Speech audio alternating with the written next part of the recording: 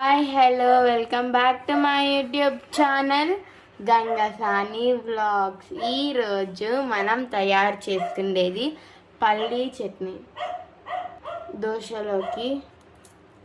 వాటికి కావాల్సిన పదార్థాలు, తయారీ విధానం చూసేద్దాం రండి. ఒక కప్పు పల్లీలు బాగా వేయించి పెట్టుకున్నాం. ఒక 7-8 ఎండుమిర్చి పచ్చివి వేయించలేదు. ఒక కప్పు సన్నగా తరిగి పెట్టుకున్న ఆనియన్స్. ఒక మిక్సీ జార్ తీసుకొని అందులో పల్లీలు వేసుకున్నాం.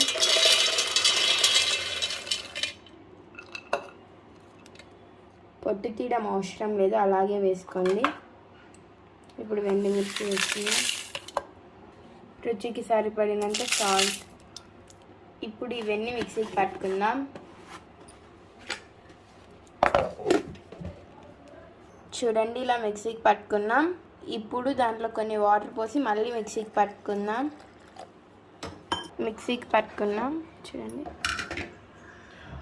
గట్టిగా ఉంది, కొంచెం వాటర్ పోసుకున్నాం.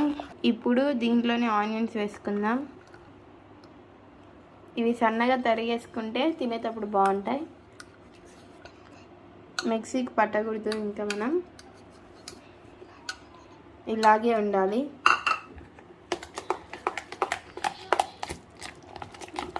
బాగా మిక్స్ చేసుకుందాం. ఈ పక్కన పెట్టుకొని పోపు పెట్టుకొని ఆయిల్ వేసుకుందాం. పోపుకి ఆయిల్ హీట్ అయింది. పోపు దినుసులు వేస్తున్నాం.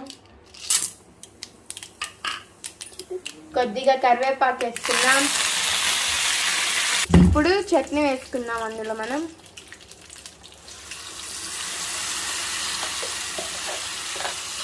ఇప్పుడు మిక్స్ చేద్దాం.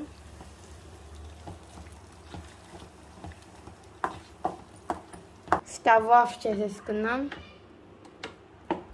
బౌల్లోకి సర్వ్ చేసుకున్నాం. చూడండి, రెడీ అయిపోయింది.